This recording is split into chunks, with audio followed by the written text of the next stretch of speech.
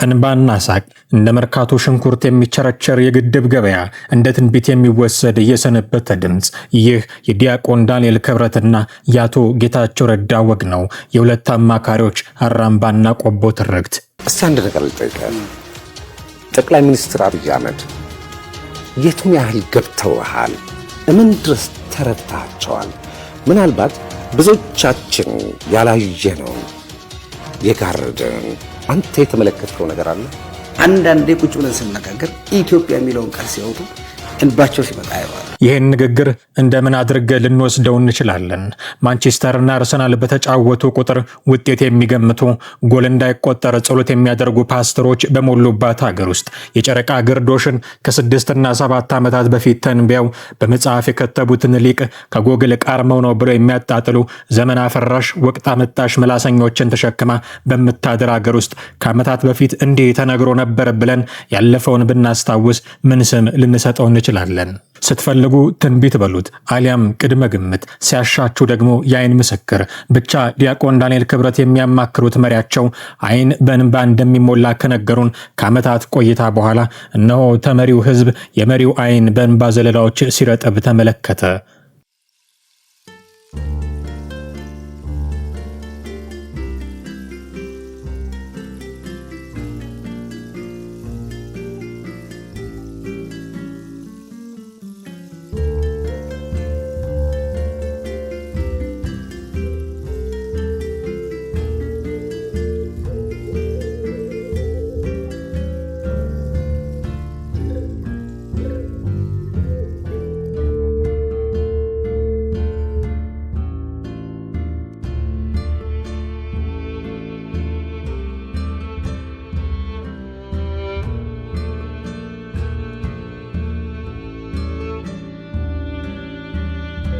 ይህ ከመሆኑ በፊትና በኋላ ግን አያሌ ድምጾች ተሰምተው ነበረ፣ እየተሰሙም ነው።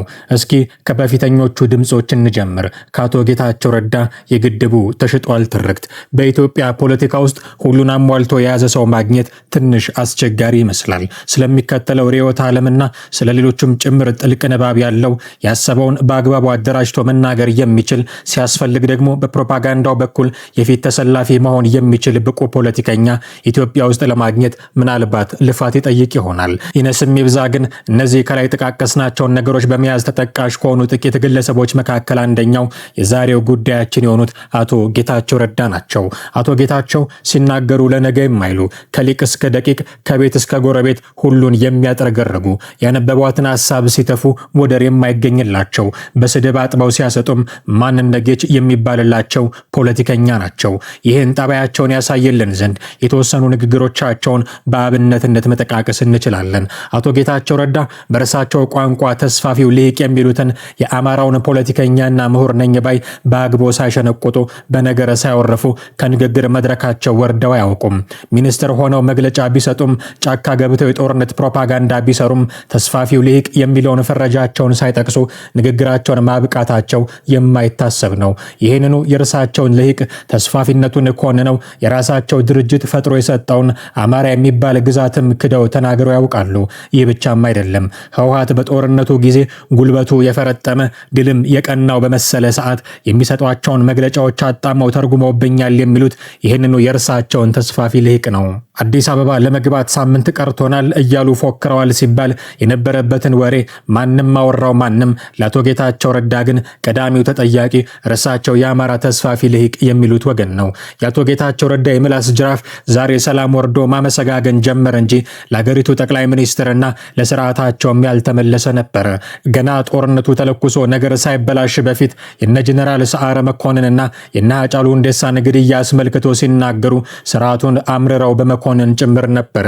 ይሄ ምላስ ህወሓት ይሉትን የአዛውንቶች ፖለቲከኞች ስብስብ በገረሰሰው የኦሮሞ ወጣቶች ትግል ላይም የተወነጨፈ ጅራፍ ነበር። ጀዋር መሐመድ ከአሜሪካ በፌስቡክ እነ ዶክተር አብይ አህመድና ኦቦ ለማ መገርሳ ደግሞ ከውስጥ ሆነው በሴራ ቦርቦረው በመጨረሻም በሐዋሳው ጉባኤ ላይ በታየ ድራማ ግብዓተ መሬቱን የፈጸሙለት ህወሓት ለዚህ ከመብቃቱ በፊት ኦሮሞ ፕሮቴስት የሚባል እጅ የማጣመር ምልክት የተበጀለት ትግል በመላው ኦሮሚያ ተቀጣጥሎ ነበር። በተለይም በዩኒቨርሲቲዎችና እና ትልልቅ ከተሞች አካባቢ የነበረው የወጣቶች እንቅስቃሴ የመንግስትን ወንበር የጋለ ብረት ምጣድ ያደረገ ነበረ። በዚያ ወቅት ታዲያ የኮሙኒኬሽን ጉዳዮች ኃላፊ የነበሩት አቶ ጌታቸው ረዳ እነዚህን ተቃዋሚዎች የገለጹበት ቋንቋ እጅግ አስደንጋጭ ነበረ። ወጣቶቹን አጋንንት፣ ጠሪዎቻቸውን ጠንቋይ ያሉት አቶ ጌታቸው ረዳ የትግሉ አድማስ እየሰፋ አምቦ ላይ ለሞተ ወጣት፣ ጎንደር ላይ እኔን ባይ ወጣት ሲነሳ፣ የኦሮሞው ደም ደሜ ነው የሚል መፈክር ከፋኖ አንደበትም ሲደመጥ ቋንቋቸውን ለወጥ አድርገው ጥምረቱ የእሳትና ጭር ነው አሉ። ጭራሽ በአደባባይ ሊስተጋባ የማይገባው የጨቋኝና ተጨቋኝ ጋብቻ እንጂ ዘላቂ ውጤት የሚያመጣ ጥምረት አይደለም በሚል ክስተቱን ታግሷል ያሉትን የራሳቸውን ስርዓተ መንግስት ጭምር እስከ መውቀስም ደርሰው ነበረ። ደፋሩ የአቶ ጌታቸው ረዳ አንደበት ለራሳቸው ድርጅት ሰዎችም የተመለሰ አልነበረም። ህወሓቶችንንና ማን ይናገረናል ብለው የሚኮፈሱ ካድሬዎች ያፈቀላጤው አንደበት ተፈቶ የተለቀቀባቸው የንግግር ሰለባዎች ከመሆንም አልዳኑም ነበረ። ታዲያ እኚህ ጥርሳቸውን በፖለቲካ ጥበብ የነቀሉ ጉምቶ ባለስልጣን ያኔ እንዳሁኑ የጠቅላይ ሚኒስትሩ የቅርብ ሰው ሳይሆኑ በፊት አብይ አህመድ ግድቡን ለግብጽ ሽጦታል የሚል አቋም ነበራቸው። ግድቡ ተሽጧል አልተሸጠም? አሁን የኔ ጥያቄ ተሽጧል አልተሸጠም በሚለው አይ አለ ወታደር እያስጠብቅ ነው የሚለው መልስ አይደለም ፈልገው። እርሶ ተሽጧል ይላሉ። ምንድነው ማስረጃው ነው? ለኢትዮጵያ ማስረጃ ነገር ዛሬ ነው የተወያየን ያለ ነው አይደል? ስለዚህ በቃ ላይ ጻፈውን ትዊት ተመልከት። ሱዳኖች የሚያሩት የአፍሪካ ህብረት የተሰጠው መግለጫ ስማ። ፈረስት ፊሊንግ ነው። ኢኒሻል ፊሊንግ የሚባል ኋላ የሚመጣ ፈረስት ፊሊንግ ከመደረጉ በፊት ባይንዲንግ አግሪመንት እናርግ ብለን ተስማምተናል ሁሉም የሚሉት ሽቁር በርሜል ብዙ ውሃ ካለ የሞላ ሊመስል ይችላል። የውሃው ፍሰት ትንሽ ሲቀንስ ሽቁር በርሜል ሆኖ ይታወቃል። እኔን ከምትጠይቀኝ መሸጥ ማለት ሰዎች የሚያስቡት በጣም የሚያስቀኝ መርካቶ ወርደህ መቸብቸብ ከሆነ እሱ ስህተት ነው። እንደዛ የሚባል ነገር የለም። ተሳሰው እንኳን በሚሉት 7.5 ምንድነው 4.9 ቢሊዮን ኩቢክ ሜትር ውሃ ሞላን በሚሉት ካሰላው 73 ቢሊዮን ኩቢክ ሜትር ውሃ እንዲሞላ 15 ዓመት ይፈልጋል። ሚኒመም በ5 ዓመት ልንሞላው የሚገባን ግድብ ወይ 7 ዓመት ማክሲመም ግብጾች በሚፈልጉት ደረጃ በ15 ዓመት ልንሞላው ተገደናል ማለት ነው። ማለት ዲቴይሎቹ ናቸው እያወራን ያለ ነው። የስምምነት ዲቴይሎች ከትራይፓርታይት አግሪመንት ወስደ ከሶስትዮሽ ግንኙነት አውጥተ ከአፍሪካ ፍሬምወርክ አውጥተ ከናይል ኮኦፐሬቲቭ ፍሬምወርክ አግሪመንት አውጥተ ለስቴቭ ሙኒችን ስትሰጥ ለአሜሪካ በጅሮንድ ናቸው ገንዘብ ለሳቸው ስትሰጥ መሸጥ ካልሆነ ምንም ሊኖር አይችልም። አብይ አመስግኑኝ ሲል ሰምቷል። ወደ አፍሪካ ህብረት እንዲመለስ ያደረግንበት ዲሞክራሲያዊ ገድል ድማን ነው ዲፕሎማሲያዊ ገድል ነው የሚባል ነገር የለም። መሸጥ ማለት ሉዓላዊነት አሳልፈ መስጠት ማለት ነው። አባይ ለሉዓላዊነታችን ትልቅ አቅም ነው የነበረው። አባይ በራሳችን ገንዘብ የገነባትበት ምክንያት የግብጽ ማስፈራሪያ እንዳያንበረከከን እሱን ከሰራን በኋላ በሌሎች ጉዳዮች ላይ አሁን ምን በጉዳይ ሆናል መሰለኝ ምንስማማ ከሆነ ይላሉ አሁን ግብጾች ኦሬዲ ገዝተውታል ነው የምነግርህ።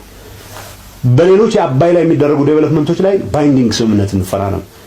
የመለስን ንግግር ደግመህ አባይን መሰረት ሲያስቀምጥ በዚህ ጉዳይ ላይ በህዳሴ ግድብ ላይ ሊሰራ የሚችለውን ትልቁ ግድብ በራሳችን ገንዘብ መስራት የሚያስፈልገው ወርልድ ባንክ አይከለክለን ከሱ በታች ባሉ አለሌ ወረቤሳ፣ ካራዶቤ፣ ጨሞጋይዳ እነዚህ ሁሉ ከዛ በታች ባሉ ትንሽ 1000 2000 ባሉ ላይ ማንም እምቢ ማይለን ሲቹዌሽን ስለሚፈጥርልን ነው ያለው መለስ። ይሄንን ነው አሳልፎ አሽቀንጥሮ የሰጠው። ይሄ መሸጥ ካልሆነ ምንድነው የሚባለው? ቅድም እንዳልከው በወታደር እያስጠበቀነው ነው የሚለው ሌላ ዙር አገር እንዳይሸጥ ብቻ ነው መጠንቀቅ ያለብን። በእንደዚህ አይነት ነገር ተሳስቶ ያለው ነው የሚመስለኝ። ሰዎች ሲናቸው አወሩልኝ። ግን መሸጥ ማለት በዛ ደረጃ ለማንኛውም እኔ የህዳሴ ግድብ እንዲሞላ ብቻ ሳይሆን ያለምንም ከሶስትዮሽ ፍሬምወርክ ውጪ ያለምንም የውጭ ተጽዕኖ የኢትዮጵያ ህዝብ ሀብት ሆኖ እንዲቀጥል ሙሉ ፍላጎት አለኝ። የኔ ግድብ ነው ለመፈከር አይደለም ነው መሸጥ የለበትም ስል በጨዋታ በጩኸት በመናም በግርግር እንዲታታ አይደለም። አሁን ተሞልቷል። መሐንዲስ ለሆነ ጠይቅም መሙላት ምን ማለት እንደሆነ ብሎ ጠይቃቸው። ለራሴ እንዲሞላ ነው የምፈልገው። አትሽጡ ስል በዚህ ሳምንት አትሞሉትም የሚል ሙግትም አልነበረም። ሞልቶታል ነው የሚለው መሐንዲሶች ጠይቅና አስቂ መልስ ለምታል። አሁን ቁሱ ወይም ግድቡ ሄዷል ባንል አሁን እርሶ በሚሉ ምሳሌ በውይይታችሁ ከነበረው ከዚህ በፊት ኢህአዴግ ድርድሩን ሲያደርግ በ5 ዓመት ነው በ7 ዓመት በ9 ዓመት ሚል አማራጭ ነበር። አውርሶ በሚሉን በ15 ዓመት ነው የሚሄደው በዚህ ዋስሌት ብለን ካሰብን ሻጭና ገዥ የሆነው ማንና ማን ነው ማለት በጣም ብዙ ተዋናዮች ያሉበት ፕሮጀክት ነው። ዓለም አቀፍ ደረጃ አሁን እኮ ነገር መሸጥ እኮ ሌላ ነገር እኮ የለውም። አብይ የግብጾችን ፕሬሸር ፈርቶ ከኦሮሞ ህዝብ ከትግራይ ህዝብ ከአማራ ህዝብ ይልቅ የግብጽ ህዝብን ፕሬሸር ፈርቶ የግብጽ መንግስትን የአልሲሲን ተጽዕኖ ፈርቶ የትራምፕን ተጽዕኖ ፈርቶ የወርልድ ባንክን ተጽዕኖ ፈርቶ ከኢትዮጵያ ህዝብ ወሳኝነት ለበጅሮንድ ስቴቭ ሚኒችን ወሳኝነት አሳልፎ ሰጠው ነው ያልኩ ያለው። በዚህ ውስጥ በቁሽሽ ምንድነው መታያ ተቀብሏል ወይ ሌላ ጉዳይ ነው። እኔ የማውቀው ነገር እኮ የለኝም። ዝራ አልነበርኩ ከደለልኩ ማንም ተጠያቂ ነው ማለት ሸጧል የሚለው ቃል አገር ይሸጡ ኢትዮጵያ ነው ማለት ነው።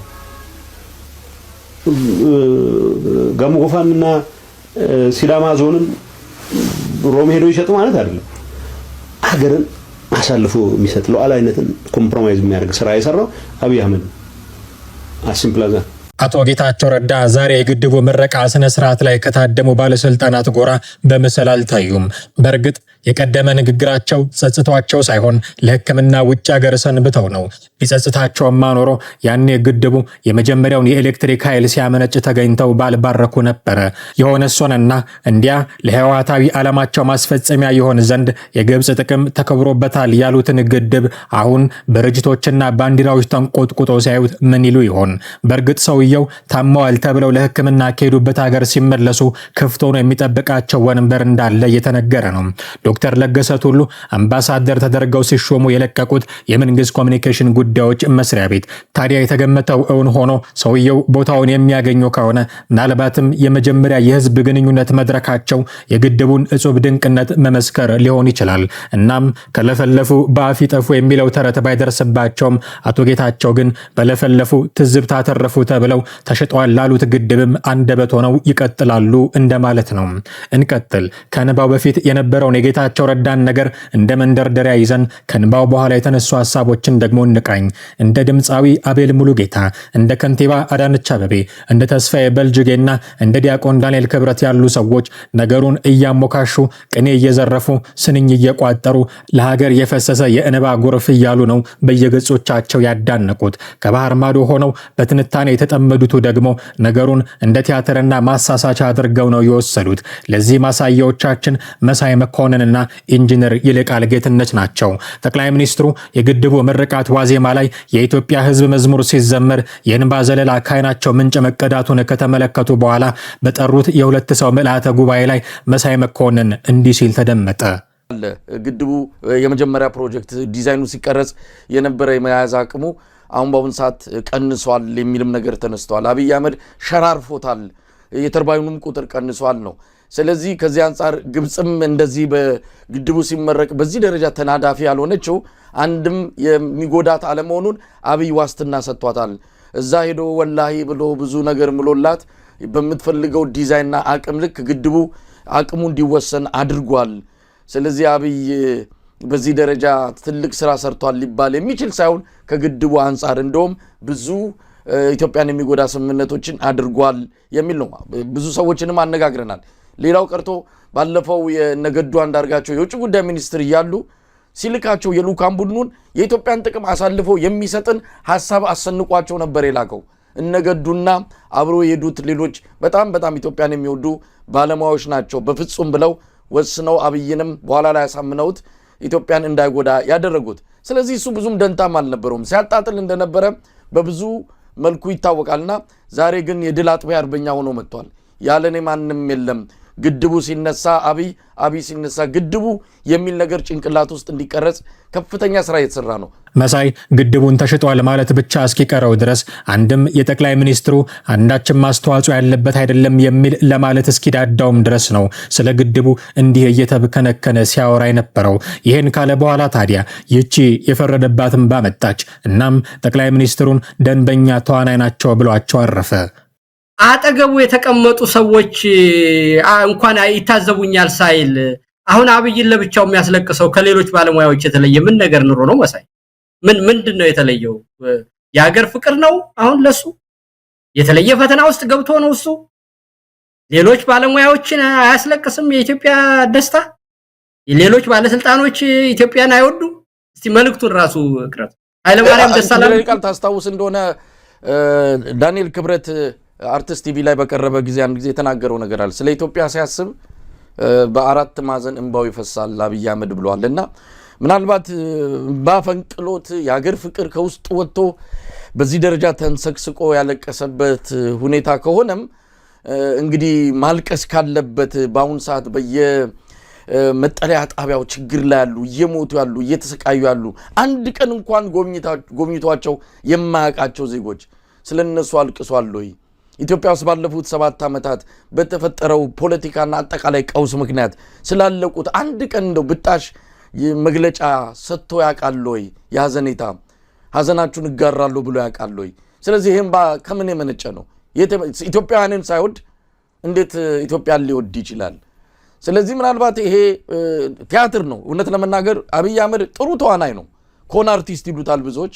እሱም በደንብ ያውቃል መችና እንዴት ማልቀስ እንዳለበት መችና ምን ማለት እንዳለበት በደንብ ነው የሚያውቀው። ኢትዮጵያ ውስጥ ያሉትን ተዋናያን አንጋፋዎቹንም አዲስ የመጡትንም በሙሉ በብዙ እጥፍ የሚበልጥ ተዋናይ ነው። ጥሩ አድርጎ ነው ተውኔቱን የተጫወተውና ከዛ አንፃር መታየት ያለበት ነው። አካባቢው ሙቀት ስለሆነ ምናልባት የላብም የሙንም አጠቃላይ የሚቀባባቸውም ነገሮች ስላሉ እነዛ ድምር ውጤት ፊቱ ላይ ካለው ነገር ጋር ያለቀሰ ያዘነም ሊመስል ይችላል። ምንም ይሁን አልቅሶም ሊሆን ይችላል አናቅም።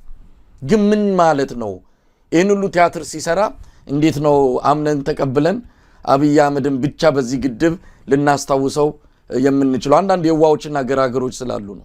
ለኢንጂነር ይልቃል ጌትነት ደግሞ የጠቅላይ ሚኒስትሩ እንባ ለስልጣን ተብሎ የሚደረግ ውሸት እንጂ በደስታ ብዛት ከልብ ላይ ፈንቅሎ የሚወጣ ስሜት አልነበረም። የዚህ ሰው የልቅሶ ምንድነው ካልከኝ ለስልጣኑ ብሎ ልም ያለ ውሸት መዋሸትና አርት መስራት። አርት እኮ መሳይ ትክክለኛ አርት ቢሆን ጎበዝ አርቲስት አትበለው። አርቲስትነቱም ቀጣፊነት። ጎበዝ አርት እኮ ስነ ጥበብ እኮ የእውነታ ማሳያ በጥበብ ምንድነው የተዋበ የእውነታ ነጸብራቅ ነው አይደለ? አብይ እኮ አውትላይት ላይ ነው የሚያሳየው ውሸት እና ክደት ነው። ያ ከሆነ ጥበብ አይባልም። እና ጎበዞችን ጥበበኞች በልጧቸዋል አይደለም፣ የጥበብን እንትን አበላሽቷል ነው የሚባለው። በማይለቀስበት ቦታ ካለቀሰ የተጋነነ ነገር ካሳየ እኮ ከእውነታው በጣም የተፋታ ይባልና በጥበብ ባለሙያዎችም ይሄ ለእውነት ቅርብ ያልሆነና ሌላ ስም ነው የሚሰጠውና ከተባለም የአብይ የልቅሶና የቲያትር አይነት በጣም ከእውነታ ጋር የተራራቀ ተብሎ ነው የሚወሰደው እንጂ በጉብዝና በቲያትርነት ራሱ ጎበዝ ያስብል። ግን ይሄንን ድረስ ደግሞ ለምን አስኬደው ካልክ መሳይ ሰውየው አሁን ጭንቅ ላይ ነው ያለው። በቃ በምን ተንጠልጥዬ ስልጣኑ ቋፍ ላይ እንደሆነ ቻውቋል እና ለስልጣኑ ሲል ምንም ነገር ያለው ይሉንታ ያደርጋል። ከዛ ውስጥ አንዱ ይሄው ሳያፍር ማልቀስ። አሁን ግድቡ ተጠናቋል። እጅግ በአማረና በተዋበ ስነ ስርዓትም ተመርቋል። ከምርቃቱ በላይ ሲያወዛግብ ውሎ ያደረው የጠቅላይ ሚኒስትሩ እንባ ደርቆ ፊታቸውን በፈገግታ ታጅቦ ተመልክተናል። እናም ከቀናት በፊት ጠቅላይ ሚኒስትሩ በገዛ አንደበታቸው እንዳረጋገጡት ነገ ደግሞ ወደ ቀይ ባህር እንዞራለን ብለዋል። ወሳኙ ጥያቄ ይሄ ነው። እውነት ነገ የአባይን ግድብ አጠናቃ ትንግርት የመሰለውን ተጋድሎ ለዓለም ያሳየችው ኢትዮጵያ ቀድሞም ትንሸራሸርበት ወደ ነበረው ቀይ ባህር ትመለስ ሲሆን ጊዜ የሁሉ ጌታ ነውና ሁሉን ያሳየናል።